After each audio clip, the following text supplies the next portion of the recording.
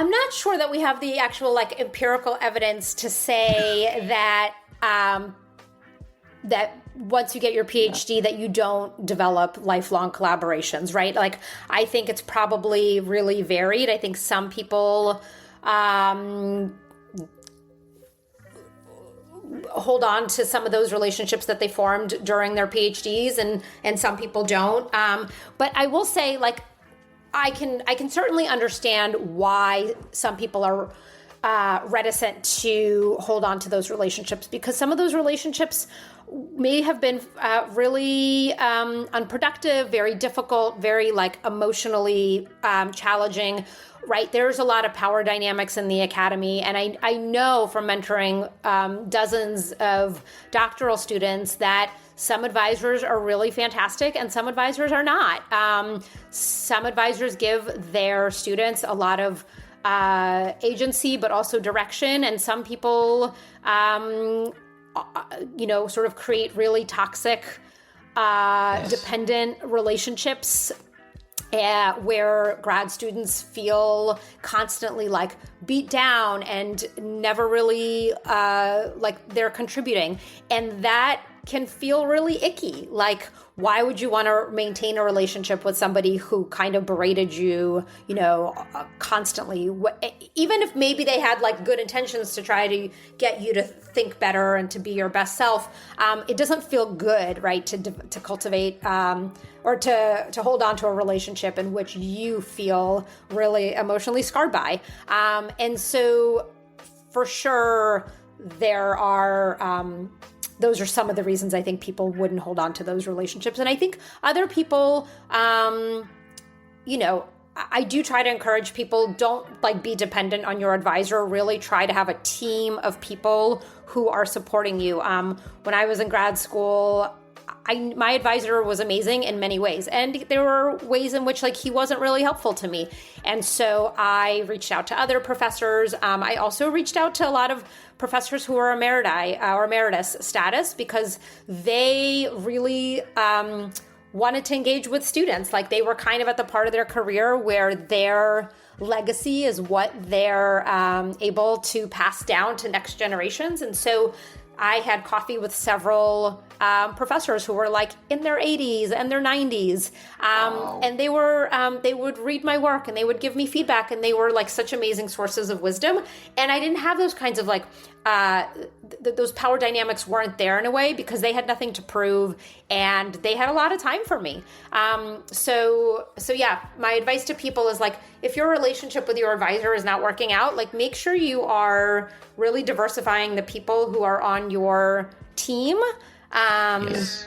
And hopefully those relationships will carry on as you pursue your career, regardless of whether you stay in academia or not.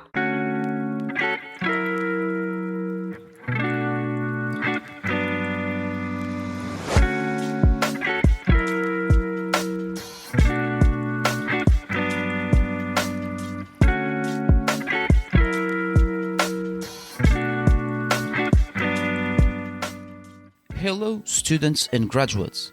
Welcome to PhD Lounge, the podcast of late night talks in which PhDs have a drink and talk about their research topics. I'm your host, Luis, and we have a new late night talk. But first and foremost, we're at half term of the second semester, and I was immersed not only in my PhD thesis to structure my main argument after having feedback from my supervisor, but also engaging in other activities. Let's start with my birthday. I recently turned 31 back on March the 3rd, where I played bowling, air hockey and pool with my mates from uni, all of them PhDs, around the same age as mine. I had fun time playing and eating with my friends and talking about life, family and friends. It was a great moment to celebrate my 31st birthday, the welcoming entrance to the decade of the 30s. And I must say that usually male quote-unquote life begins at 30 years old, or even a bit earlier or later, depending on each one's life circumstances. Without diverting too much, I developed more responsibility, discipline and organization skills since I started going abroad at 24 years old. But obviously it increased until now, and hopefully even more for the years that shall come. Besides my birthday, I undertook a mini course about media and communications called Aspired to Be I Broadcast, working on a mini project of social media promo content of an art and craft business based in Swansea. This project was a small introduction of some specific media techniques when we see on TV with reporters, hosts and pundits performing to engage with both the audience and the environment that they work in. It lasted 2 weeks, and personally, the objective was to engage and learn the basics in working within the media. Not that I want to work on some sort of corporate media job, but what it mattered was the experience in meeting the organizers of Aspire to Be I Broadcast, students who were also working with me, and to have some ideas to develop in order to enhance the outreach of PhD Lounge in the future. On the past 6th of March, the last day of this experience, I had to present a local art business called Wool and Silk Art Studio alongside my peers, showing short and long-term goals for this business to get more people to engage with the art of felting, as well as increase the value of its brand through social media. Alongside Wool and Silk Art Studio business, me and my team competed with 2 other teams of students running promo content of 2 other businesses, Bowler and The Swig. The winner was The Swig, although I was hoping for Wool and Silk Art Studio to win, but nevertheless, it was a great experience where I've met students from different fields, including law, history, and media and communications respectively, networking with the organizers who made this mini course project a reality as well. A big thank you to all the organizers, business owners, and my colleagues who were at the event if you're tuning in to this late night talk. Last but not least, I'm 1 month away from concluding the spring term of my teaching placement in history of art with the Brilliant Club, where I'll give my final tutorial at St. Richard Gwyn in early April. In this final tutorial, my students will receive the final feedback of their final assessments, congratulating them for their continuous assistance and significant engagement throughout the tutorials when sharing their ideas and thoughts about portraits. So for my students, a huge congratulations to you. With this brief introduction, it's now time to introduce the following guest of this late night talk. This guest is from Tulane University, who I have said in a previous solo session, and has written a book which the guest and myself are going to talk about at the PhD Lounge. This scholar is an assistant lecturer in Jewish Studies and Sociology and has appeared in several publications and media outlets, including the New York Times, Washington Post, Unorthodox Podcast, and many more. The book is called The Entrepreneurial Scholar, and my initial thoughts about this book is an insightful and give you plenty of advice on how to be an entrepreneur during your PhD and after you graduate. And spoiler alert, Entrepreneurial Scholar isn't a book on tips and tricks to become an entrepreneur and earn M's, but rather think like an entrepreneur during and after your PhD if you are an academic working at university or an industry employee or self-employed. Besides this book, the guest also wrote God, Grades and Graduation, Religion's Surprising Impact on Academic Success back in 2022, earning the Distinguished Book Award from the American Sociological Association section on religion. All these and other details are on the guest's personal website, and I'll add it on the show notes. So without further ado, grab your drinks, have a seat, and let's give a warm welcome to Dr. Ilana Horwitz.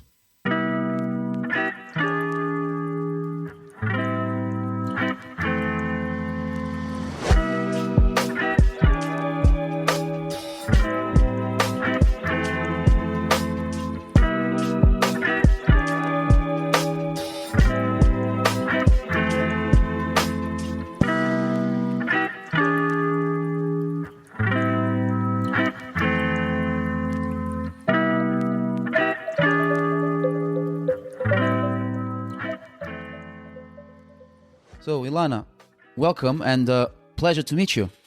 Thank you so much for having me. It's great to meet you as well. So, first and foremost, congratulations on writing your newest book. And I did check your website that you had another one, and it was called God, Grades, and Graduation. In summary, what was it about writing that? Was it your first book ever? Or? Yes, God, Grades, and Graduation, and the subtitle is Religion's Surprising Impact on Academic Success.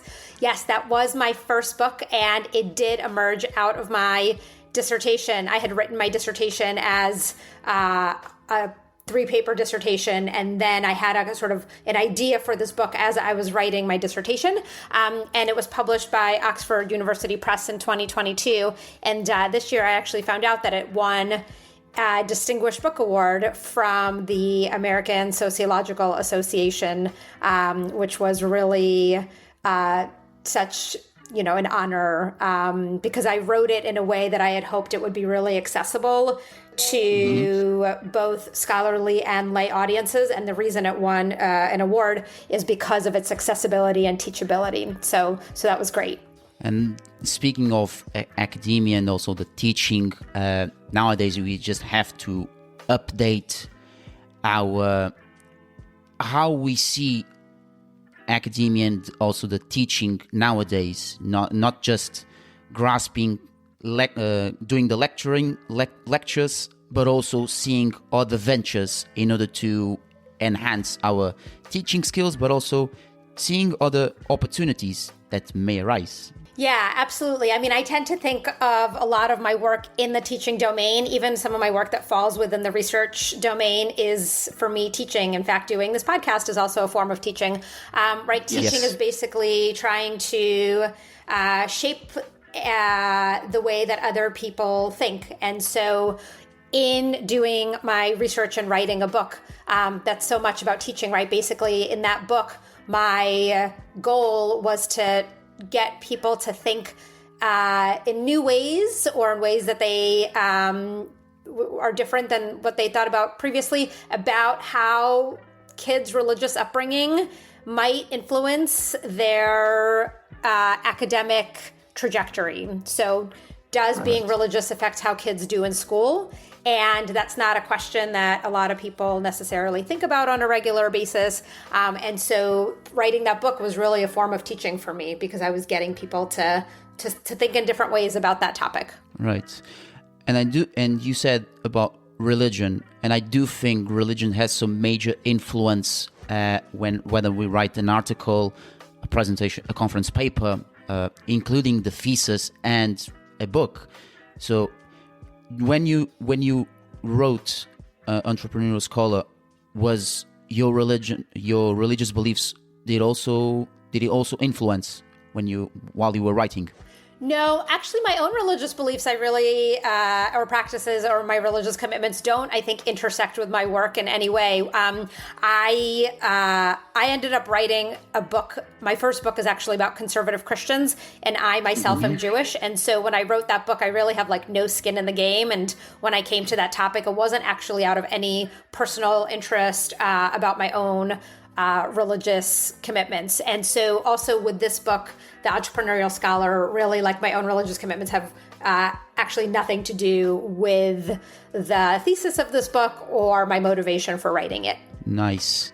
So I can see a different completely scenario, just to shifting religious beliefs to another setting, the entrepreneurial mindset to write the book and also doing other ventures. So what happened to you after you became a PhD graduate? Were you going straight into academia, or did you do something before? So when I walked across the stage at my graduation for my PhD, and my PhD is from the School of Education at Stanford, and so my PhD is in Sociology of Education and Jewish Studies.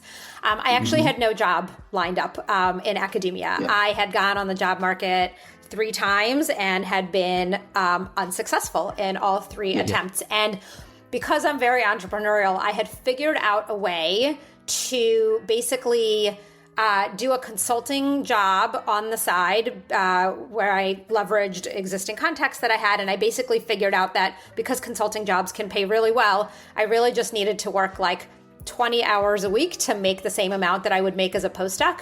And that I would spend the other 20 to 30 hours of my week continuing to publish and make my CV look more desirable for an academic position. And I had also figured out how to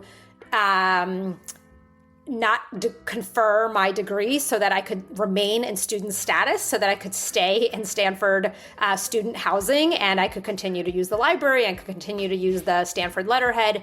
And so I was really sort of creative about how I thought about this next step. And then actually, during the reception after you get your degree, a colleague of mine, a professor at the Graduate School of Education, came up to me, and it wasn't a professor I had ever had, but she and I had met at some happy hour, and I had just kind of briefly told her about the work I was doing. And she came up to me and she was like, "Hey," she's like, "are you still looking for a job?" And I was like, "Yes, I am." She's like, "I think I just found you a postdoc on campus for 2 years."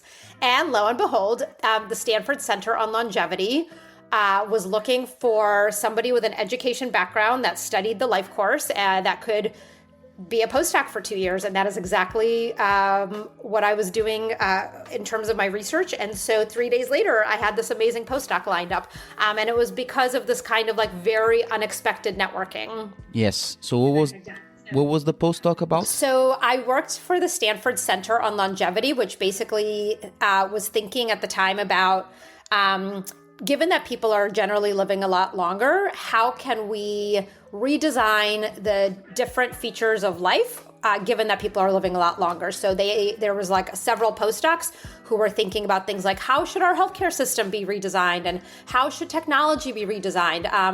And I was in charge of the education question. And so the question was like, how might we rethink learning, which we tend to think of as happening mostly from the 0 to 25-year-old stage, right? That's when we pack in a lot of formal education, but we don't really think about learning as something, especially formal learning that happens along the life course. And so I was thinking like, if people are really living, 80 to 80, 90 or 100, how might we rethink the role of education in someone's life along this life course? And it was a really, really amazing postdoc for several reasons. First of all, it allowed me to stay at Stanford, which was beneficial in many ways because I was also running other projects that I was able to continue doing. And two, because it introduced me to life course research, which actually ended up being very, very influential for me. And now a new book that I'm writing, a third book and a fourth book, also all take a life course approach. And so because I did this postdoc, I ended up sort of developing sort of theories and frameworks and applying them to my work in ways that I never expected. Wow, so you hadn't got a hand full of so many projects that you had all in once while completing your postdoc. And it's kind of amazing. And sometimes we need to hear other people that went through a lot and they had to juggle many tasks at the same time in order to make the CV more presentable, tailored to become more presentable, networking here and there, in order to gain awareness. And since nowadays we are directed towards LinkedIn and other social media in regards to getting academic or industry jobs, then we need to grasp grasp in a sense of reaching what we have in front of us, and then you make the use out of it at the best of its abilities. So from what you're saying, I think all of us nowadays, PhDs, have to grab anything that they can in order to, I don't like to say selling themselves, but in a way it is what it is nowadays. Stay with us. We'll be right back. As I tend to see it, the whole point of a presentation is to make your audience see something that they didn't see before, right? and hopefully in a profound way. Because if it's just an easy announcement that's not difficult to explain, why not just send a simple email or write a short memo about it? So the whole point of making a presentation or preparing a larger piece of communication is to make your audience see something that they didn't see before. And that means that means a couple of steps that are immediately derived from that. First of all, you need clarity about what is that actually? What do I need them to see? And you'd be surprised to learn how few people, not exclusively, but particularly in the science community, Yes. wouldn't be able to say that, to give a concise answer to that. So what is it that you actually want your audience to see? So, and once you've nailed that or have clarity for yourself what that is, you can ask the second question. So why don't they see it already? What do they see? What do they see that I don't? And what do they miss that I see already? And once you have that, you can kind of build a path between those 2 points.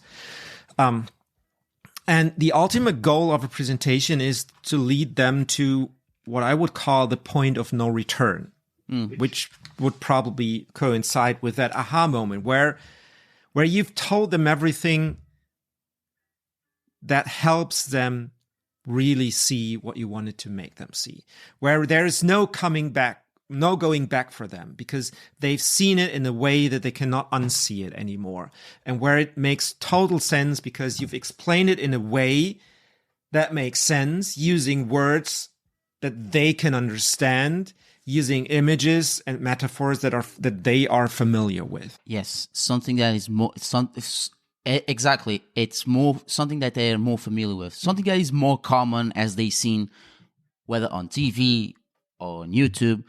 Something, in a sense, it's more of a touristic point of view.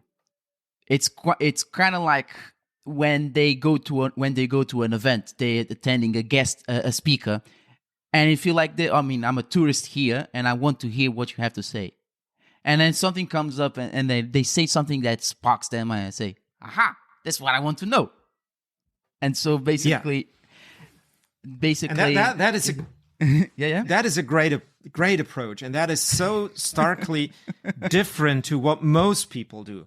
So most people, when I ask them how they would go about preparing a presentation, they tell me similar things. They first of all, they start with a presentation that they've already given a couple of weeks ago, and then they fill up all the other details that have come up since, and so until they discover, whoa, that's way too much information for 25 minutes. And then they start cutting, and it's still too much. And so basically they have that problem of overwhelming their audience because there's so many things that are interesting and great and fascinating about my field, which makes sense. I mean, you're doing a PhD about it. You're researching 5 years on it. Of course, there's more interesting things to say about it than you've got time to say it. Yes. But that approach that you've outlined is a very different approach, where you basically turn that upside down and you don't even bother about all the things that you can say, but only ask yourself, what is that one thing that makes that tourist look over, come closer, and think to themselves, well, that is interesting. I want to know more about that. Sure. And so getting clarity and starting there. So what is that one thing? And often it's really literally one thing only. Yeah, and I think, this idea of selling yourself is really icky, and I'm actually quite bad at it, and I don't like that idea. But what I do really feel committed to is the idea of making my ideas influence public discourse. And so when I put stuff out on LinkedIn or on any other social media, it's really because I'm trying to get my ideas to influence how other people think about things. And when you think of it in that way, it doesn't sort of feel as icky, I guess. I never actually intended to become an academic. I thought faculty when I was in college were kind of like fairly boring, irrelevant people. And I never really wanted to be one. And I didn't start my PhD with the goal of staying in academia. And then in my first year, I really changed my mind about that, because I realized that sort of what I thought getting a PhD was really different. And I actually really loved what it turned out to be. But when I decided that I wanted to stay in academia, I made a commitment to myself that I was not going to be one of those academics whose stuff just like collected dust on bookshelves, and that I was really going to work hard to disseminate my information beyond the, academic journal articles that are generally so jargony and behind a paywall. And so now anytime I write anything for an academic audience, I will also write some sort of public piece, like a public piece of scholarship, an op-ed, or maybe something in the conversation, which are more explanatory pieces. And I have the actual technical skills to do that because I took a class on it. But, a lot of grad students I know they might have the sort of desire to have their ideas out in the public domain, but they don't necessarily have the training to do that. So yeah, people need to think about how do you develop both of those, both the motivation to have your ideas out in the public domain, as well as the actual skill of how to do that. And also, as you mentioned, like, you kind of need to latch onto anything. I mean, you have to be strategic in diversifying your sort of portfolio of ideas and what you're going to spend a lot of time on. And you don't want to just like sort of grab onto anything. You do want to be thoughtful about what you're pursuing. Yes, and you did say something that is really important, is writing papers, articles, even the books, not just from an academic context, because it's also it is a niche in that sense, but also to the wider audience, which is so important nowadays, that even lecturers praise for that. They encourage their students to write their works without sounding too academic. Otherwise, they fall into the trap of, I'm too academic for this, then I don't want to share this to the general audience, which is a wrong perspective. And I think nowadays the younger lecturers are trying to shift the paradigm of writing to write your work on both sides of the coin. You have the general audience who doesn't understand your field of expertise, but they're probably interested in hearing some of your work in simpler terms. Whereas there's the high status or the old school scholars who prefer the academic view. They like the eloquent words. Well, those is a small percentage, I would assume. But nowadays we need to see on both sides. We need to write in a concise and sweet, short and sweet language, so that everyone can understand you. And when you speak and share your content, then it gets even easier when saying to the public, to the general public, what you are writing and why you think this is important. Right. One of the most influential courses for me, I actually took this in my 6th year of my PhD program. I was just auditing it, but it was about how to write for a public audience. And it was taught by Professor Sam Weinberg, who does really great work on historical thinking, but he's also been very committed in his career to reaching out into the public domain, and actually was teaching a class about this. And it was actually out of this class that this entire book emerged. But what he made us do, and this is a really good exercise for all of your listeners, is he said, I want you to write a letter to a family member or a friend, somebody who has a college degree but is not by any means like an expert in your field. And I want you to explain your research to them in this letter. And it sounds so easy, and it is actually for most people remarkably difficult to be able to convey what you're doing to a non-specialized audience. And I think doing that helps us clarify in our own mind what we're writing about and why we're writing it. And it's actually a really good skill, not just like for your own dissertation or research, but also when you apply. I've learned this over time as I'm applying for different grants, that most times grant applications are being read by people who do not have a specialty in your field. And so you have to be able to really explain in very clear, quick terms why you're doing something and why it's important and why they should fund your research. So yes, being able to write for a non-specialized academic audience is a really, really important skill. And we know, look, I can see in my undergrads, their brains have changed. Like social media has made them have a lot less appetite and tolerance for long form, monographs. And as sad as that makes me as a professor, it's also the reality. Like their brains are filled with tweets and things of very, very, in very short form. And so I'm not saying that we as academics need to sort of pander to that, but we need to be mindful of how people's brains have changed in the past couple decades with social media. Yes, and I think also that we need to update ourselves. And nowadays, obviously, what we call Gen Z is they want mediatic things. They want shorts. They want small text. You said the tweets.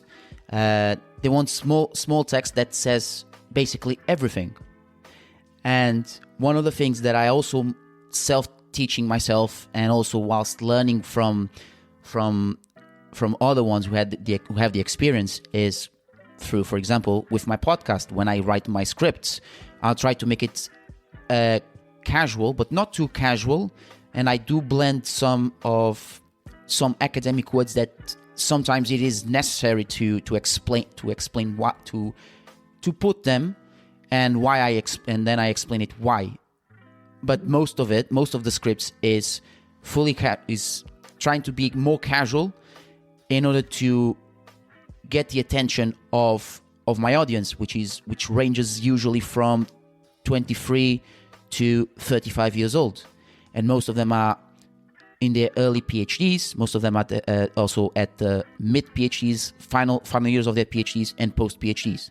And I think that is so really, really important to find that specific language that doesn't sound neither too academic nor too casual, but something in between. Mm-hmm. So now, the Entrepreneurial Scholar. I wonder if during the pandemic, it shaped the structure that you previously had the idea of writing it in the first place. Well, COVID didn't change my plans or the content of this book, because I didn't actually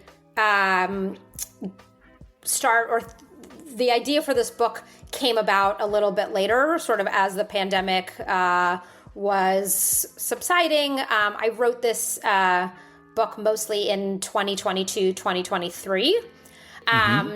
But first of all, I should define what I mean by the term entrepreneurial scholarship and what it means to be an entrepreneurial scholar, because a lot of times people assume that I am talking about trying to make money off of your ideas or trying to start some sort of business. And that's actually not what I'm talking about. When I talk about entrepreneurial scholars, and I use the word entrepreneurship, I am specifically referring to the ability to generate ideas while navigating an environment of very high uncertainty with very limited resources. So again, this is, and if you think about sort of what entrepreneurs do in the real world, that's exactly what they're trying to do. Like most entrepreneurs don't go in saying like, oh, I want to make a lot of money, and so I'm going to invent this product. They're like, oh, I see some sort of like problem in the marketplace or some sort of need, and I have a solution. And then if their solution is good, right, and they have, they're able to leverage their resources and their human capital and their social capital, then that's when startups really start to come to fruition. And so I think a lot of scholars are actually quite entrepreneurial. They would never use that term themselves. But I do just want to be clear on, again, let me define it for people. It's the ability to generate influential ideas with very limited resources while navigating an environment of high uncertainty. So it's very much about a mindset.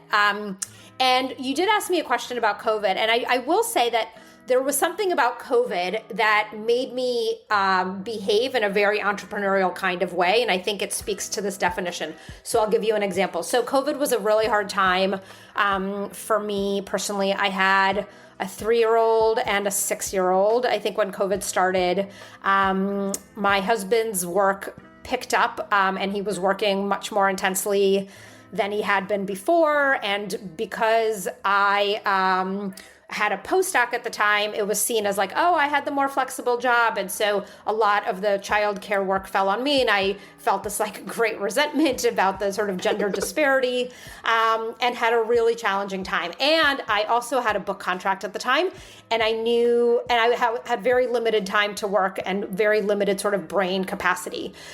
I am a sociologist of education, so I spend a lot of time thinking about inequality in higher education. And when COVID hit and I was at Stanford, and students got sent home, one of the first thoughts that I had, this was even before we realized sort of like how long and hard COVID would be, but when students got sent home, I was like, wait a minute.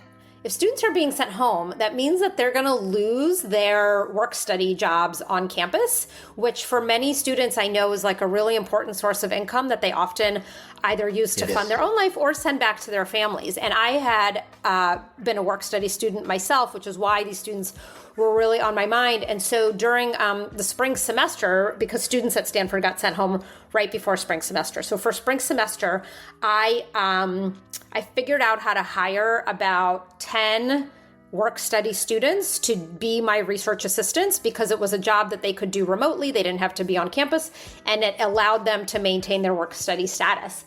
And then it was so successful, and several of them enjoyed being on my project so much, and I got so much out of it that over the summer, a bunch of students that summer, this was the summer of 2020, had their summer jobs and summer internships completely canceled.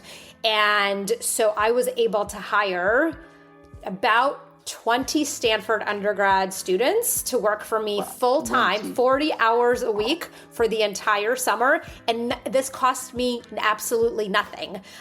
It required me to be really creative, because I needed and to have a really good relationship with a few of my professors, because I needed them to buy into this, to convince them that like, no, their accounts will not get charged because this comes out of both the federal government as well as the Stanford Financial Aid Office. It does not hit faculty funding at all. And that they had to sign off on a bunch of paperwork to make this happen, because as a postdoc, I didn't have like the institutional authority. So I was able to like leverage the really good relationships that I had built with faculty to make this happen.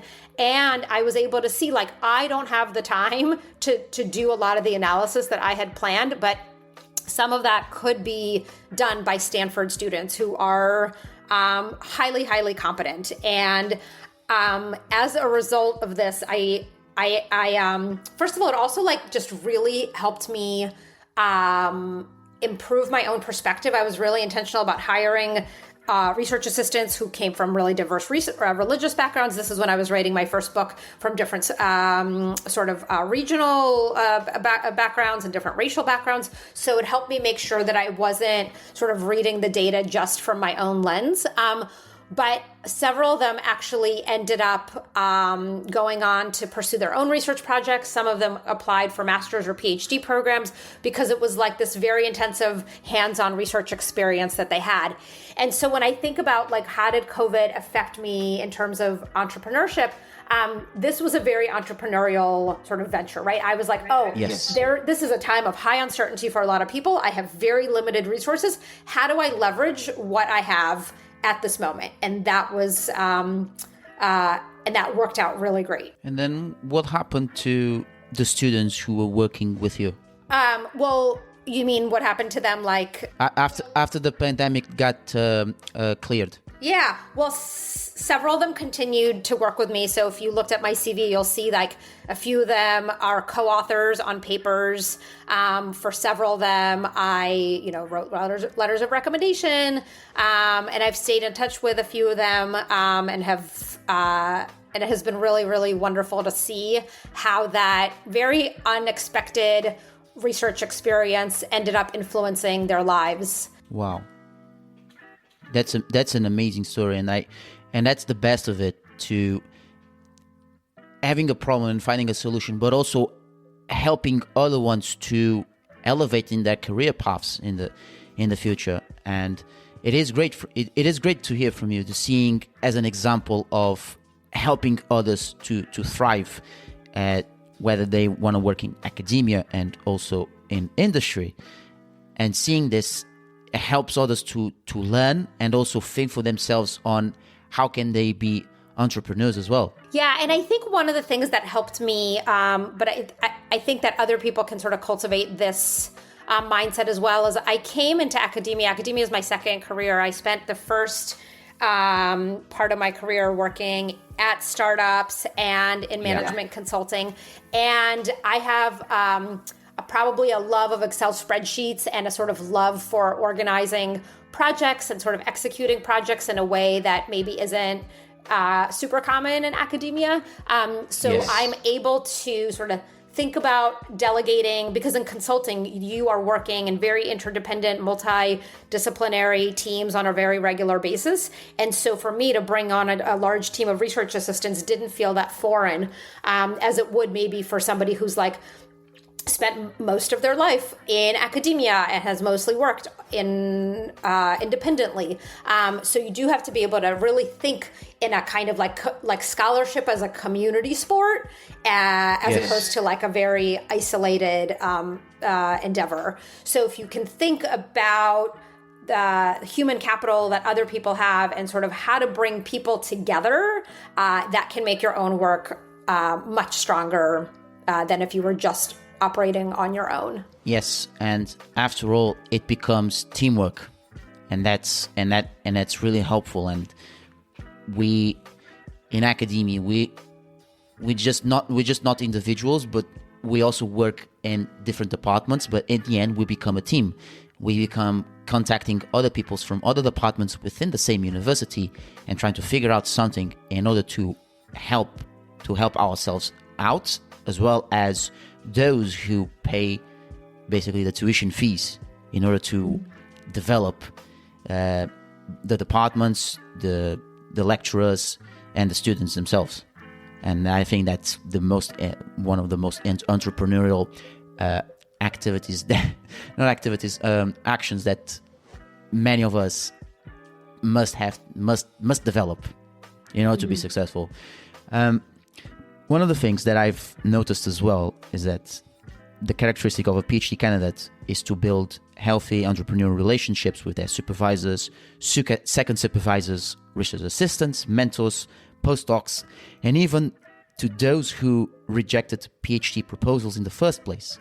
And so I ask, why do PhDs hold back their relationships with these people as academic short-term contacts, instead of lifelong collabs when an academic or non-academic future project is announced? And I ask a second question: does that also affect PhD topics ranging from STEM to arts and humanities? I'm not sure that we have the actual empirical evidence to say that that once you get your PhD that you don't develop lifelong collaborations, right? I think it's probably really varied. I think some people hold on to some of those relationships that they formed during their PhDs, and some people don't. But I will say, I can certainly understand why some people are reticent to hold on to those relationships, because some of those relationships may have been really unproductive, very difficult, very emotionally challenging, right? There's a lot of power dynamics in the academy. And I know from mentoring dozens of doctoral students that some advisors are really fantastic and some advisors are not. Some advisors give their students a lot of agency, but also direction. And some people, sort of create really toxic, dependent relationships where grad students feel constantly like beat down and never really like they're contributing. And that can feel really icky. Like, why would you want to maintain a relationship with somebody who kind of berated you, constantly? Even if maybe they had like good intentions to try to get you to think better and to be your best self, it doesn't feel good, right? To cultivate or to hold on to a relationship in which you feel really emotionally scarred by. And so, for sure, there are. Those are some of the reasons I think people wouldn't hold on to those relationships. And I think other people, I do try to encourage people, don't like be dependent on your advisor. Really try to have a team of people who are supporting you. When I was in grad school, my advisor was amazing in many ways. And there were ways in which like he wasn't really helpful to me. And so I reached out to other professors. I also reached out to a lot of professors who are emeriti or emeritus status, because they really wanted to engage with students. Like, they were kind of at the part of their career where their legacy is what they're able to pass down to next generations. And so I had coffee with several professors who were like in their 80s and their 90s. And they would read my work and they would give me feedback, and they were like such amazing sources of wisdom. And I didn't have those kinds of like, those power dynamics weren't there in a way, because they had nothing to prove and they had a lot of time for me. So yeah, my advice to people is like, if your relationship with your advisor is not working out, like make sure you are really diversifying the people who are on your team. Yes. And hopefully those relationships will carry on as you pursue your career, regardless of whether you stay in academia or not. And also, even during the PhD, if the relationships can be toxic, as you mentioned, and there's also the chance of changing your advisors. And I've heard many stories about PhD candidates, especially from STEM, who were doing their lab works and they couldn't hold on to the behavior of their advisors, and so they were trying to struggle their behavior, which would affecting their mental health, and also doing 8 hours straight lab work. And so one of the good things that here in Swansea University we have is that we have a postgraduate research society where we do have a WhatsApp group where we exchange ideas, we exchange thoughts, and also if something doesn't feel right, we ask advice to each other on how can we change supervisor, second supervisor, etc. And then some of those who are post PhDs and are still on the society, they advise us to reach out to the well-being team of the university to ask for some advice, and if there and many and other ones, just as you said, reaching out to people who are already retired but they have experience and they've known our current advisors to change and working on something else, allowing us also to have the capacity to think for ourselves and trying to figure out what is the best way in order to feel more productive, but also having a well-balanced state of mind.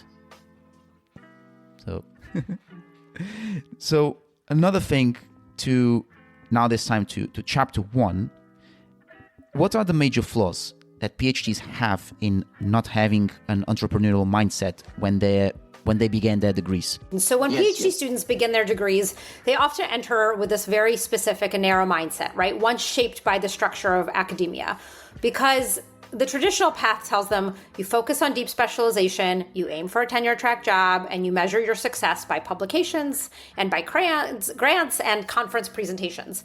And this is kind of this like linear and institution-dependent way of thinking. And the problem is that this mindset is out of sync with the realities of both academia and the broader job market. So let me outline, 3 flaws, and then I'll give some strategies for how PhDs can shift their mindset early. So the first flaw is this one-track career mentality. PhDs are often conditioned to believe that there's a single legitimate path. You go from a graduate student to a postdoc, if that's applicable in your field, to a tenure-track job, to a professor. And this kind of path makes us resistant to exploring alternative opportunities, whether it's in policy or in industry or nonprofit work or public scholarship, because you feel like anything outside of tenure-track academia is failure. And in reality, PhDs do have skills that are highly transferable across sectors, but many of us don't start considering alternatives until it's too late in the game. Sure. The second flaw is this over-reliance on institutional validation. PhD students are taught that success is externally granted, awarded by advisors and journal editors and hiring committees and grant reviewers, and they wait for approval instead of creating their own opportunities. I think the most entrepreneurial scholars don't passively wait for recognition. They're actively trying to shape their own professional trajectory by doing things like publishing in non-academic outlets or building networks outside their departments or launching some independent projects, right? They're the CEOs of their own education and professional careers.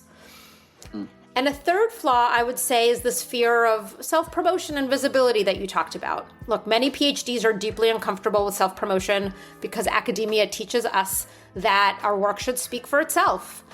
But in today's world, whether in or outside academia, visibility matters. And so I think scholars who are able to embrace this kind of entrepreneurial mindset understand that sharing their work in accessible ways, it's not selling out, it's expanding their impact and their reach. So how can PhDs shift their mindset early? How can they adopt a more entrepreneurial approach early on? Here are three things. One is expand your definition of success. So instead of viewing tenure as the only legitimate outcome, consider multiple paths where your skills can be applied meaningfully. Two, create instead of just consume. So write for a public audience, start some sort of a newsletter, experiment with different platforms. Don't just wait for peer-reviewed publications to validate your expertise.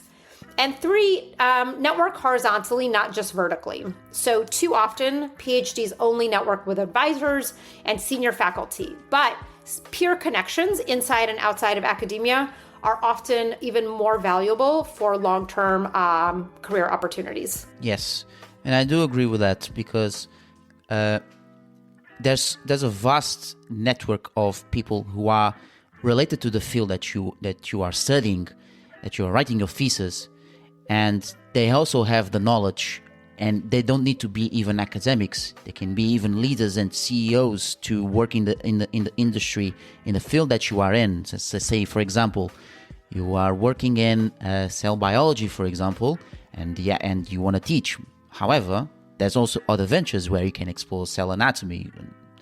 I don't know. I just came off the top of my head, but that is an array of opportunities to network. You just have to be mindful about what do you really want. And we were explaining this earlier at the early of the talk that there's a lot of ventures. We have to be precisely on what you really want to choose to follow with, and you have to have not that just one thing, but but different outcomes that goes within more or less the field that you want to progress with.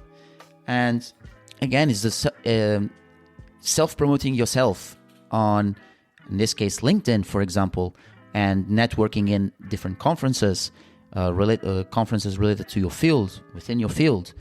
And again, LinkedIn is a powerful source. And the more active that you engage with other people inside in that social media, the merrier. Yeah, and I would say ultimately the biggest flaw isn't that PhDs lack an entrepreneurial mindset. It's that they don't realize that they need one until they're already facing career uncertainty. So the sooner PhDs can recognize that they have to actively shape their own careers rather than just following a preset academic path, the more options they'll have when they graduate. Yes, and I think, as you said as well, that they they become too dependent from their advisors on, okay, what should I do next? What should I do next? What should I do on this and that? And as you said, PhD, it's like having a business basically, and you have to think for yourself, not just being too dependent from your advisors. Only you can ask only when necessary, when you feel lost and you just can't get out of that loop. And so sometimes the advisors are good in that sense to provide a fresh perspective. Otherwise, they encourage you indirectly, should I say, to think for yourself then. Just grab onto something that this would be for you. You can ask advice as much as you can, but they keep pushing you to think for yourself. You're an adult and this is your PhD, not mine. So, and I do ask on a follow-up question that is it their lack of confidence? And as you said, also there's the uncertain times, or is it something deeper when they're trying to pitching their ideas for their advisors? Yeah, I think the hesitation that PhDs feel when pitching their ideas or talking about ideas, whether in academia or non-academia, it's not just about a lack of confidence. I think it's something deeper, a rigid academic culture that conditions us to seek certainty and avoid risk and fear public scrutiny. So let's take those each in turn. So there's this perfectionist trap and fear of being wrong, right? PhDs are trained to avoid making claims without exhaustive evidence. That's a good thing. And academic culture prioritizes rigor and precision and airtight logic. But these very traits can also make scholars really reluctant to share ideas before they feel complete. In contrast, entrepreneurial thinkers understand that ideas don't have to be perfect before they are valuable. So in the business world, people launch what is called like a minimum viable product, an MVP, all the time. And they know that they're going to refine those products based on feedback. And PhDs often wait until their ideas are really fully developed, and they miss key opportunities to engage audiences early. Second, there's this fear of public judgment and reputation risk, right? PhDs are conditioned to seek approval from the small group of experts, advisors, peer reviewers, conference audiences. And this leads to this deep-seated fear of looking unserious or being criticized in a public forum. And it's true, in academia, mistakes can be really career damaging. But this fear of judgment prevents PhDs from taking risks, whether that means pitching an op-ed or proposing a new research agenda or applying for roles beyond the university setting. And so you have to sort of be able to overcome that. There's also this kind of lack of training in idea pitching. So this is a technical problem, right? Another issue is that PhDs simply aren't taught how to pitch their ideas. So entrepreneurs tend to be trained in storytelling and persuasive communication, whereas academics spend years learning how to critique and analyze and deconstruct, but not really how to market themselves or their ideas. So they don't know how to communicate their research in plain, compelling language. We talked about that earlier. How to adapt their messages to different audiences, right? What you would say to academics versus policymakers versus journalists versus industry professionals is really different. They don't know how to frame their work as urgent and relevant rather than just interesting. And without these skills, any kind of pitching or talking about your idea can feel really daunting, not because the ideas lack value, but because scholars don't know how to translate them into compelling networks. So I would say here are some strategies. I would reframe pitching as part of the research process. Instead of waiting until your ideas are totally finished, test them early in seminars and blogs and public talks, and view each pitch as a way to refine your ideas, not as a final verdict of their worth. And also develop a strong narrative that you can adapt to different audiences. So instead of overwhelming people with details, focus on the so what. Why does this idea matter? Who benefits from it? And try to shift from a critic to a contributor mindset. So academia does a great job of teaching us to critique other people's work, but entrepreneurial thinking is focused on building and improving and offering new insights. So rather than thinking of pitching as self-promotion, start seeing it as a form of contributing to a conversation that needs your voice. The first pitch doesn't have to be perfect. It's fine. Iteration is really key. And rejections don't mean that an idea is bad. It means that it wasn't framed the right way for that audience. Yes, and I think the more ideas that we present and then we pitch, and the rejections that come after, we should have take that as a positive attitude, because it is a feedback, no matter how negatively can impact the PhDs. But also we have to see from the other side. So if I got rejected on this one, I mean, for example, I've got rejected to one of my abstracts that I submitted to a conference that was in classics in ancient history to be held in Helsinki in Finland, got rejected. And then I've reread it, and I said, well, this has to be shaped on the other way around. And so I recycled that one to present to another conference, which was last year, and got accepted. And so that's the power of the positive power of getting out of the comfort zone, and sometimes being rejected leads to a positive outcome in PhDs, because many of us are too afraid to fail, as you said, and we want to be perfect.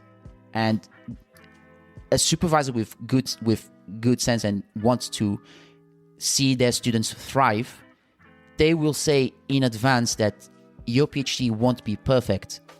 It will have major flaws, because you will get examined by your examiner during the viva, and so you have to basically pitching your main argument during the viva, which will serve for after you become a graduate and trying to look for a job and pitching your idea. You can have even a business model and pitching your idea, and that's the good thing. And sometimes getting rejected during their PhDs, which means that you have to thrive, you have to improve, and that's the good thing. Yeah. Well, congratulations on getting that paper, sort of being willing to dig it out and revise it and rethink it. And that's really hard to do. And I'm really glad to hear that it got accepted. Congratulations. Oh, thank you so much. I did present it last year and at Warwick University. So it's in Coventry. It's near Birmingham. So somewhere in the Midlands of the United Kingdom. So, and now for Chapter 2, that you share the journeys of scholars who shifted from academic to entrepreneurial mindsets, framing failure as a stepping stone to growth. And then yet in today's world of academia and industry, marked by demands for instant results, the fear of rejection, as we said, and then the pressure to publicly showcase achievements on platforms like social media, can stifle this mindset. Do you have any practical steps you would suggest to help them to proactively create opportunities? I understand we've spoken here before, but how then they can embrace the risk and then cultivate the patience to continue to tackling those opportunities? Yeah, you're absolutely right. Academia and many adjacent fields have become increasingly driven by metrics and visibility and immediate results. And the need to constantly showcase achievements, whether through social media or grant funding or high impact publications, can make failure feel really catastrophic rather than a necessary part of growth. And for PhDs who are often trained to be perfectionists and risk averse, this can be particularly paralyzing. One of the key takeaways from the scholars I profile in Chapter 2 is that those who successfully transitioned to an entrepreneurial mindset stopped viewing failure as a signal to stop and instead saw it as essential feedback. When we look at academia through an entrepreneurial lens, failure isn't a personal flaw. It's an experiment that provides data to refine our approach. And this shift requires unlearning some of the perfectionist tendencies that academia instills and instead thinking iteratively. So some practical things people could do. I haven't by myself, experimented with all of these, but I was just brainstorming some ideas. Perhaps you have like a failure budget, right? Give yourself a set number of applications or pitches or ideas that you're willing to let fail before assessing whether to pivot. This normalizes rejection and helps avoid premature quitting. A second idea is to adopt a prototyping mindset. So instead of waiting until something is perfect, launch smaller, lower stakes versions of your ideas, or test your ideas with more limited audiences. A third idea is to be thinking about like build a portfolio, not a pipeline. So what I mean by that is academia trains us to think in long-term pipelines, dissertation, job, tenure. But an entrepreneurial mindset means that success is about diversification. You should probably have multiple irons in the fire, whether through consulting or writing or public speaking, or so that you're not dependent on any single outcome. And having that diversification can be really helpful. And then lastly, create an accountability network. So surround yourself with other scholars or professionals who understand the value of risk-taking and can support you through those setbacks. Yeah. And I think those three characteristics are really important in order to a PhD to develop him or herself within academia and industry, and it will take positive outcomes. And one of the things that I've checked while I was reading chapter 3, that you mentioned one sociologist named Dalton Conley, that having multiple streams are really important. And I wonder whether the supervision and peer pressures can stop PhDs from solving and personalizing problems within their dissertations. So I wonder if that also can have an impact over PhDs whilst doing their dissertations. Right. You want to both be focused enough on your own research while also trying to have a lot of fires in the sort of going, or irons in the fire, as they say. So, and that is a hard balance. So I'll give you like an example. So while I was working on my own dissertation, I started this whole other research project where me and a few of my colleagues decided to do a longitudinal study of college students that we would follow over time, because we wanted to think sort of long term, that when we got into faculty positions and we didn't have time to collect our own data, that we would have already data that we could publish off of. So that's an example of what it looks like to have multiple streams. Now, did that pull my attention away from my own research? Sure, at times, but I would say sort of in the long term, it was also like you can only work on your own research for so long before your eyes glaze over and you kind of reach the point of diminishing returns. So I think it can be really helpful to pursue different things. First of all, it gives you career flexibility. If one research agenda stagnates, another may gain traction. You might also be able to have more publishing and funding opportunities because different streams allow scholars to tap into different grants and journals and collaborations. And then there's also interdisciplinary leverage. So engaging with multiple areas allows PhDs to connect with broader conversations beyond their immediate subfield, and that can make your work more meaningful. But of course, it's really hard to maintain multiple research streams because there's external pressures from advisors and departments and academic culture. Like, it's hard enough to finish one research stream. How can you possibly do more? So you have to know yourself really well to know like how much can you manage in terms of having multiple, like, can your brain operate in multiple domains at once? And for some people, they can't. And for some people, they can. Yeah, there's a bit of everything. And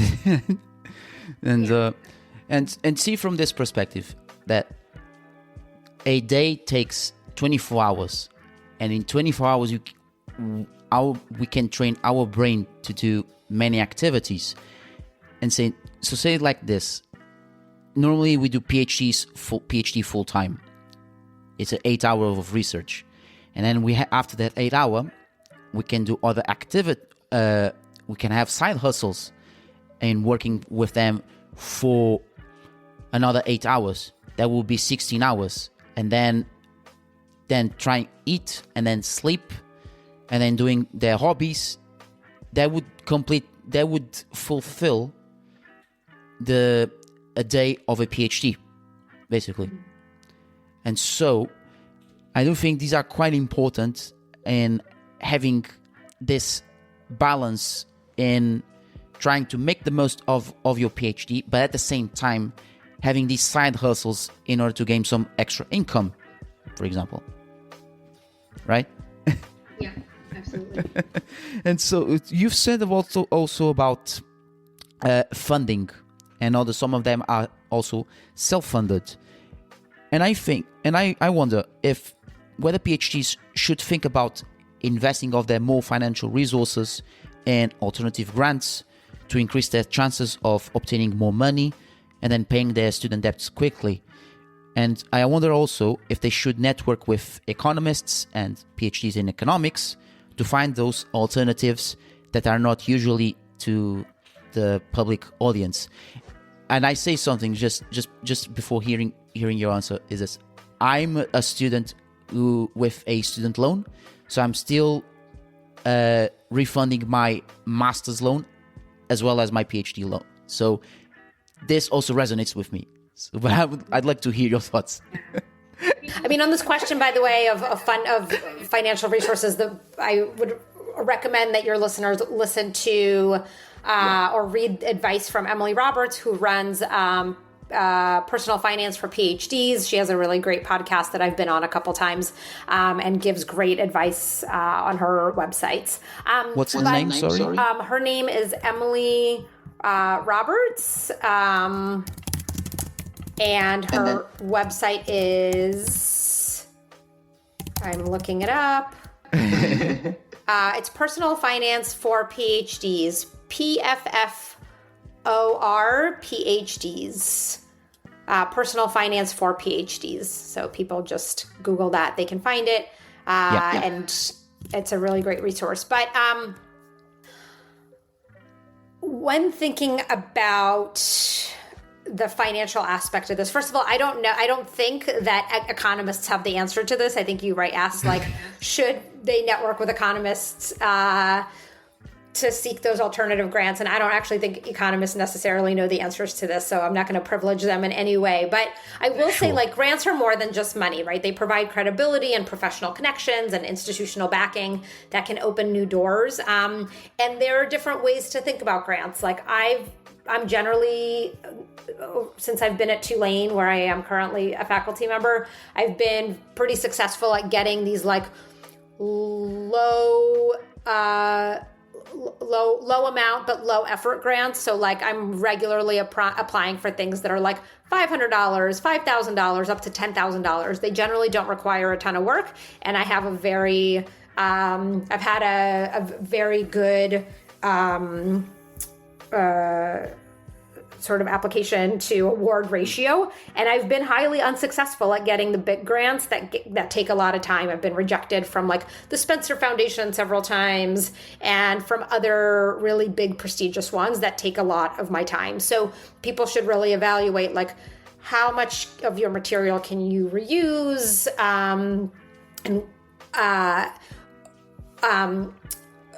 but diversifying your funding also reduces your risk. So you want to try to not rely solely on one major source of funding, like a university stipend or a single large grant, and try to pursue multiple smaller funding streams to cover gaps in research expenses or living costs. And when I was in grad school, I had several consulting gigs on the side, and some of them like paid really well and some of them didn't. Like one of my first consulting gig, I got paid $12 an hour. And and it was actually really beneficial because it was the first time that I was able to have my own survey data to work with in Stata. And this was really helpful because I didn't want my sort of dissertation to be the first time that I really got to apply the stuff that I learned in all my stats and econometrics classes to the real world. And so I was able to like learn, how do you actually run a regression? What does it really mean to clean data? And so I did that, and I got paid $12 an hour. And I got great experience out of that. And, you know, it helped me cover a bunch of my living expenses. So, so I think diversifying where your money is coming from and really thinking about the value of doing a side hustle, not just for the money of it, the financial aspect of it, but what else you can learn from that experience. Yes, and you said something right, and that also, as I said previously, it resonates also with me. Me doing a teaching placement, and I work also a part-time job at a restaurant.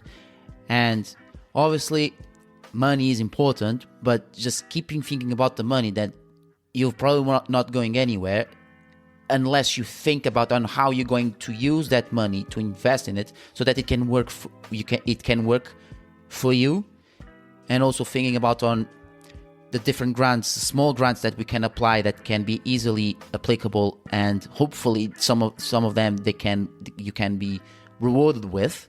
I've tried to apply to several times in small bursaries. Obviously, I've got rejected, but that's part of the journey, and we just have to keep to persist in order to cover up our debts. Most of the students are covered in student debts, so it is really difficult, but it will pay off once we think about of how can we have a side hustle in order to help ourselves and getting the experience from those experiences. Right. So now on chapter 5, and we spoke about the thinking our dissertation as an MVP or as a brand. We've touched upon that. And I wonder that about the writer's block. And just an example, I do have an episode about me arguing that the writer's block doesn't exist, or is a nonsense, basically, because we are keeping writing. We keep writing every single time. But I do think, do you think that there is writer's block in your own perspective? And I wonder if there are some techniques that you advise for PhDs. It's hard for me to say whether it exists or not. I know a lot of people talk about it. I've not personally experienced it, but I don't want to be the one to sort of like negate people's, lived experience. But look, PhDs do struggle with writing, whether due to perfectionism, fear of criticism, or simply not knowing where to start. That is a very real feeling. And so one of the things that I like for people to think about is like writing is a process. It is not a final product. One of the people who I interviewed for the book, David Laborie, who is one of my greatest mentors at Stanford, he advises that academic writing is never the last word on a subject. It's a conversation. And if you wait for certainty, the field will move on without you. So instead of aiming for perfection, try to focus, he says, focus on being usefully provocative rather than being boringly correct. And he says, I have this quote for him, right? He says, like, you don't need to be absolutely certain. Yours is not the last word on the subject. Add a credible and provocative contribution and let others provide counter arguments. So I think this shift in perspective removes the pressure to be flawless and instead encourages meaningful participation in scholarly discussions. And then a second piece of advice that I think has been very important to me, and this comes from Christian Smith, who's a sociologist at Notre Dame.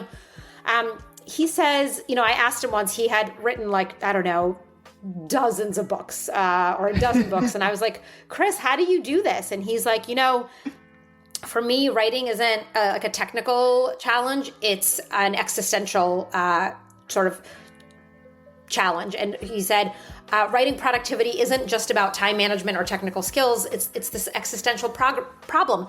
And what he means by that is like your biggest motivation comes from feeling that you have something important to say. Right? You can wake up at 4 a.m. and set Pomodoro timers and come up with all sorts of technical strategies. But ultimately, if you don't think that what you have to say is important, you're not going to feel motivated to write about it. You need to feel that the existing conversation that you are trying to join into as a scholar is missing something, that you are actually contributing to it. So ask yourself, like, what's missing in the way that a topic is being discussed? What misconception do I want to correct? How can my research reframe the conversation? And the urgency of contributing to a larger discussion is often the best motivator to write. Without that, all those productivity techniques in the world won't really help. No, it won't. And I also did mention that the fact during the episode that I had that no matter how many techniques you can have and hacks, productivity tools, you just have to write. You have to write, and you say it right, that it is an existential challenge, and anything that you feel that you have to write, not even for 30 minutes, just write anything. Just write anything.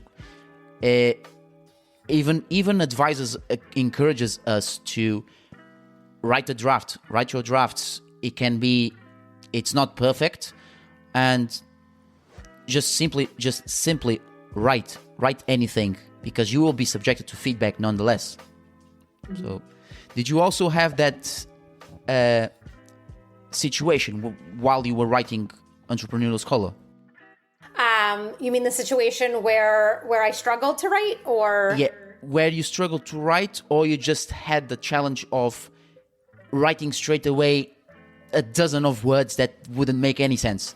So one of the things that helps me never feel stuck is like I always have data that I'm working with. So that data are either survey data or analysis of some sort of survey data, or analysis of interview data. And so even in writing the Entrepreneurial Scholar, I went out and I interviewed about 45 people. And so whenever I'm stuck on what I can say, I go to someone's interview transcript. I'm like, what is interesting in what they said? And I pull out a quote of theirs and I just start writing about it, like free flow word vomit on a page, basically.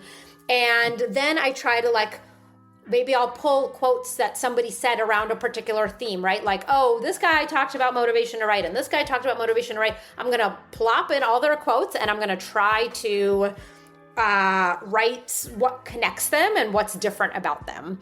And so I think one of the reasons I'm sort of never at a loss for words is because I always have other people's words that I'm building on, as opposed to like I could never be a philosopher, because philosophers, for example, just write about ideas.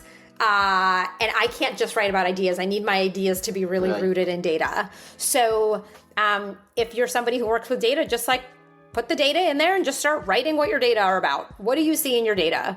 Right. Just what you see in your data and just make it into practical terms. Yeah. Basically. And I'll say also something that I didn't understand until way at the end of graduate school, and that I wish people understood sooner.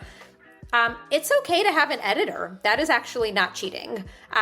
Meaning at the end of grad school, a colleague of mine at Stanford was like, oh, I'm working with the dissertation editor. Do you need his info? And I was like, wait, that's a thing? Somebody can help you with that? And at the time I didn't need help. I'm a pretty good writer. But actually since then, this editor, I have worked with him for over 5 years, and he makes my work shine, because sometimes I'm really good at getting sort of a lot of ideas on a page, but they don't necessarily unfold in the best way. And so I will have all the content there, and I will go to him and I'll say can you organize this chapter or this paper for me? Or can you read through this paper and give me feedback? And yes, I pay for that, but for me, that investment of resources is really a really sort of smart use of my research funds. And before I had research funds, I just paid for him out of pocket, because also it provides a form of accountability. I know that I'm supposed to send something to him by this date, and I'm on the hook for that. And so it keeps my work moving. And I think most people don't know about this as a resource that you can use. It is okay to work with a developmental or copy editor to improve your work. Yeah. Even that supervisors do not say about that, you have the freedom to do it anyway. And I also ask you in advance that many PhDs who have talked with, some of them use AI. So what are your takes on it? Obviously, it's a bit risky to say it, but at the same time, you can have some benefits in just small tasks that the PhD find incapable of solving them. Do you think AI can be helpful in those situations? I do. I do use AI. I think AI, like sometimes I get kind of stuck in my own head and I wish I had a thought partner. And AI actually is a good thought partner because I'll like put in an idea. I'm like, help me sort of see the pros and cons of this idea, or like this kind of statement. And it's really good at sort of getting me to think about things that I hadn't thought of before. And in terms of my... it helps me also with like my Stata code, for example. Like sometimes I will forget how to, code a piece of data and I'll ask now AI to help me. So it helps me with that. And then also like sometimes I can tell that my ideas are all there in a paragraph, but it's not sort of organized well, or that my transition between paragraphs is not as fluid as it could be. And so I've had AI like say like, help me transition from one paragraph to the next, or like, help me figure out how to tighten this paragraph. So I think as long as the ideas are yours, and you're using AI to help you improve your work as opposed to replace your work, then I think it's kosher. Yeah, and straight to the point, I think AI is really helpful, but no need to abuse from it. Because it it becomes unclear. It doesn't become linear of what you actually do. If you just rely solely on AI, and I think the editors are a great aspect to also help PhDs to improve their writing skills, and also in case that our dissertation needs to be polished and readily presentable to the examiner, then the editor is the go-to. It's just instead of just using the AI to do the whole process of proofreading the dissertation and changing up the words that we utilized. Yeah, and I think it could also be a really helpful tool for like refining your research question and really thinking through your data and your methods and the limits of them. I mean, I teach a sociology class at Tulane, and now I'm having my students, like, they do their own empirical research projects where they have to, come up with a research question, design the methods. And I'm like, it's okay to use AI to help you figure out how to best ask this question. Should it be an open-ended question? Like, what if you reframe it in this way? Is the scope of this question reasonable within this amount of time? Like, is a survey or interview method best? And they can ask AI, like, tell me about what it would look like to collect this data through a survey versus interview. And so it allows you to, I think through things in a sort of faster and more holistic manner than if you were just like stuck inside your head all the time. I mean, it's a thought partner. Yeah. Did you have a situation where a student of yours used AI at all? Just the whole thing, the whole work?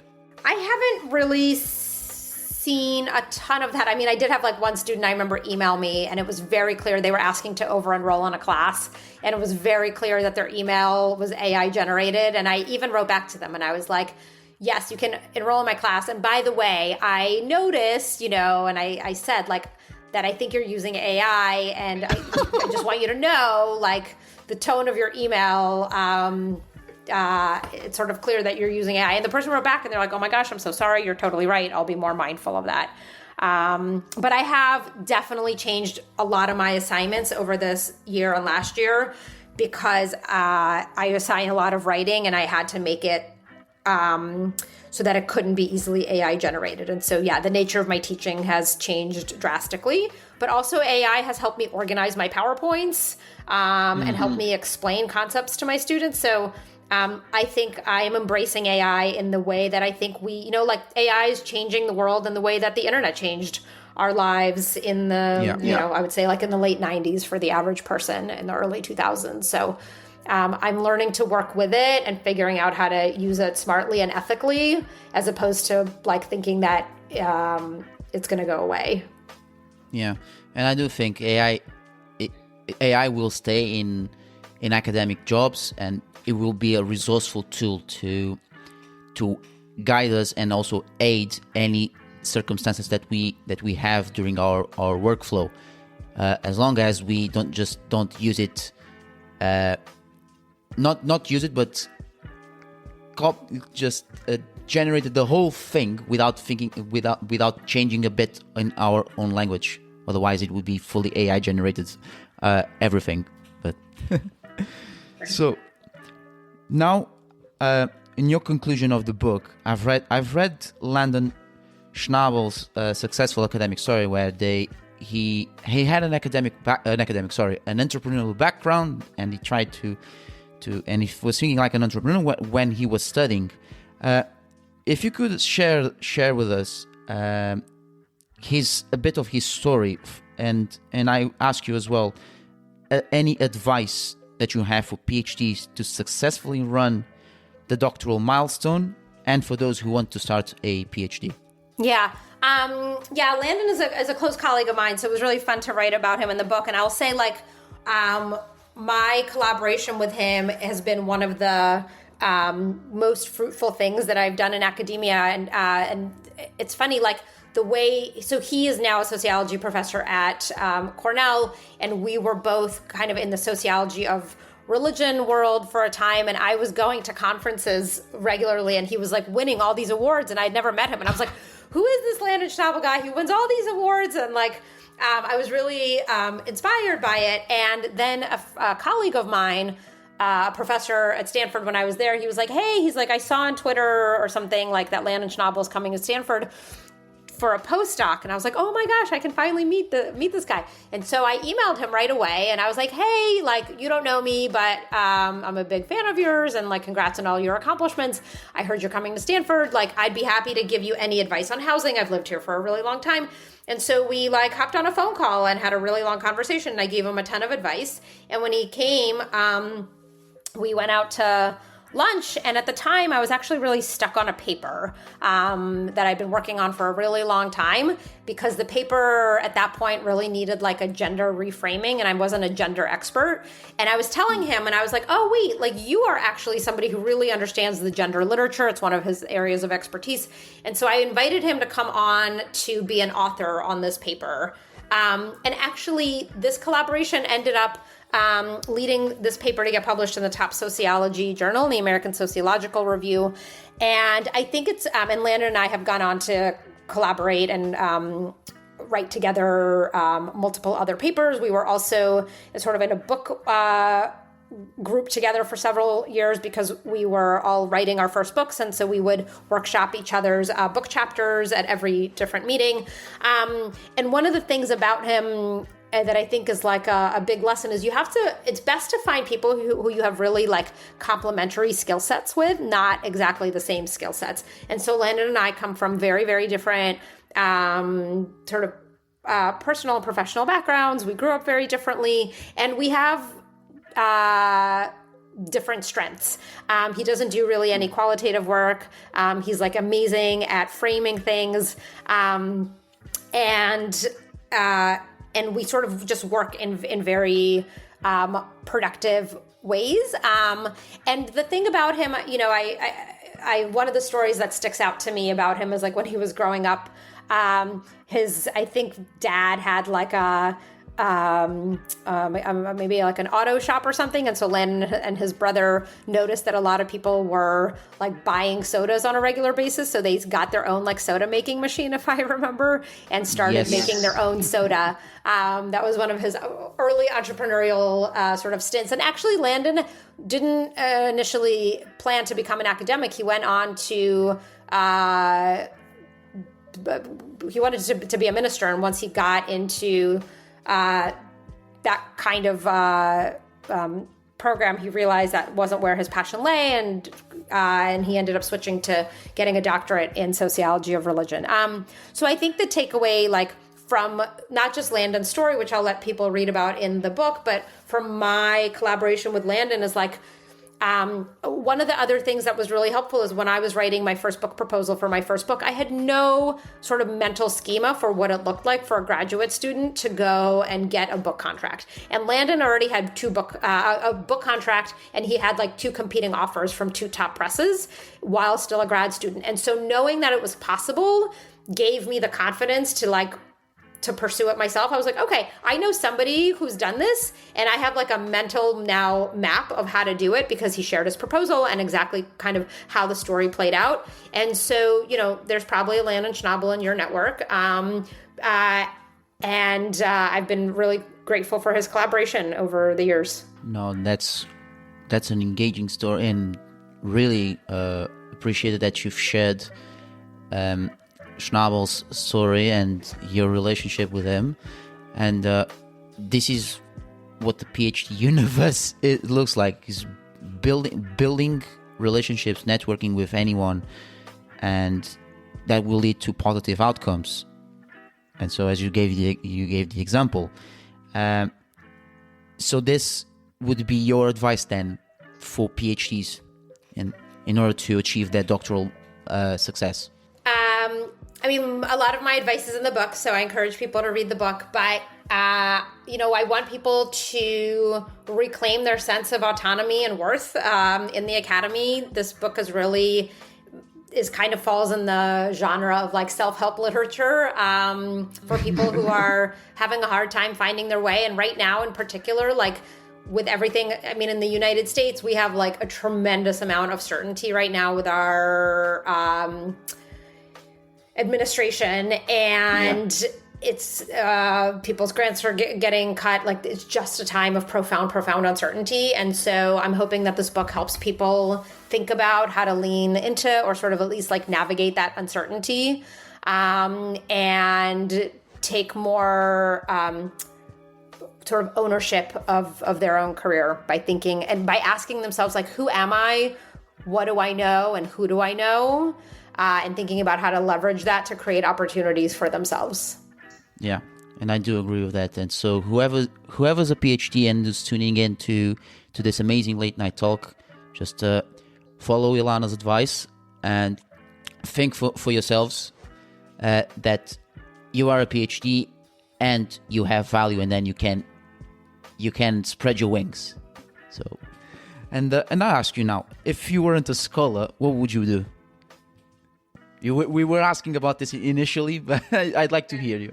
I would probably start my own business of some sort, probably something related to research. I'd probably be running like my own research firm. Right.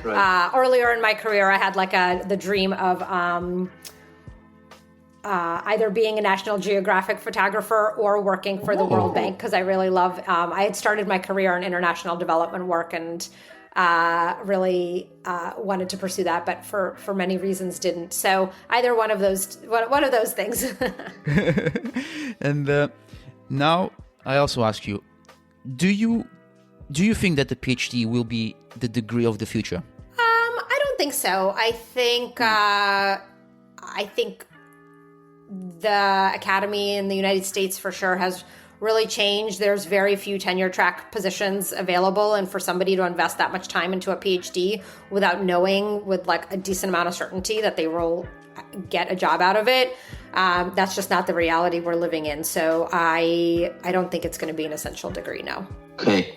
I do think it will be, as you said, has some highs and lows, and will probably affect drastically. It will affect drastically. No. It will influence much of the decision making of whether should I take a PhD, or should I take, or should I not take.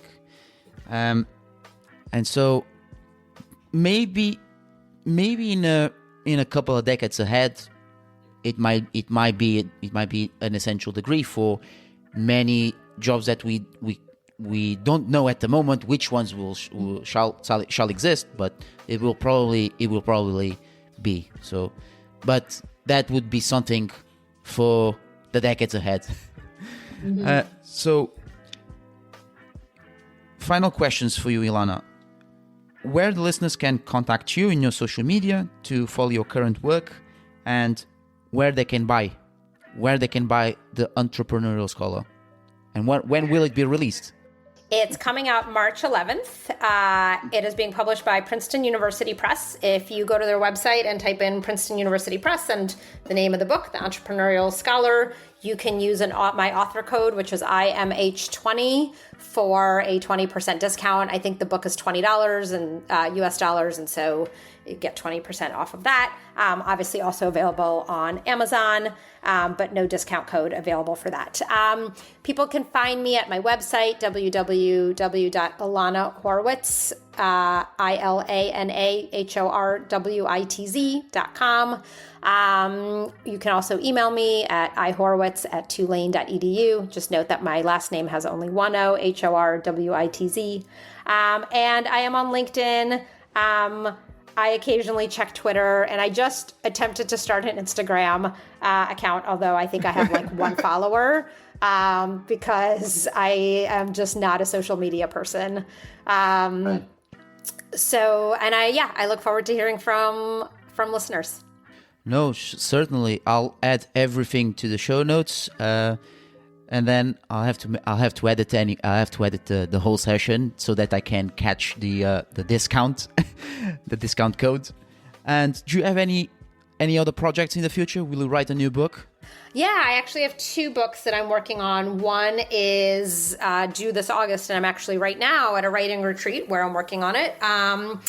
And it's about why 2/3 of Americans don't graduate college and why it is not their fault. And that will be out with University of California Press sometime. And then I'm working on a book that's right now titled The Man in the Pink Gorilla Suit, which is about the end of the Jewish middle class. And so right now I'm shopping that proposal around to different presses. Okay, and that's a wrap up. Ilana, thank you so much for coming to the PhD Lounge.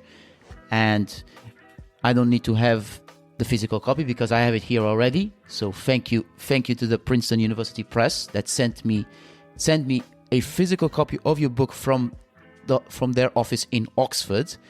And also I thank you as well for sending me the electronic copy, where I relied most of it to read everything and doing all the possible questions to make it more engaging with you. And so thank you very much. And I look forward to hear something about you on the release on the 11th of March. Amazing. Thank you so much, Luis. Thank you so much, Ilana. And that's a wrap-up of the fantastic late-night talk I had with Dr. Ilana Horwitz about her amazing book, The Entrepreneurial Scholar. What a talk I and Ilana had about her book, and I vividly recommend for those who are navigating in their PhDs, postdocs, and academics. Ilana's book will be released on the 11th of March, and pencil this date down on your notebooks or save it on your tablets and iPads to grab a copy at your nearest bookstore or online at Princeton University Press, where you'll get a 20% discount off when buying her book on the day of the release by typing the code IMH20. I'll add the code and the link on the show notes. A big thank you to all who tuned in to hearing this fantastic late-night talk, which will be launched on the same day of Ilana's book, and all of her contacts as well as her website. If you want to reach her, they are on the show notes as well. To hear this and other previous late-night talks and solo sessions, check out my website, phdlounge.co.uk, or on your favorite podcast platforms, Apple Podcasts, Spotify, or other podcast platforms, and where you can also leave your review and a 5-star rating and help the podcast grow. Feel free also to follow my socials, Instagram at PhDLMF and LinkedIn by clicking on the top right corner of my website. Last but not least, if you're a PhD candidate or graduate and you desire to share your story, you can either DM me or on my socials or email me at luisphdlounge@gmail.com. Thank you all for tuning in. It has been a pleasure.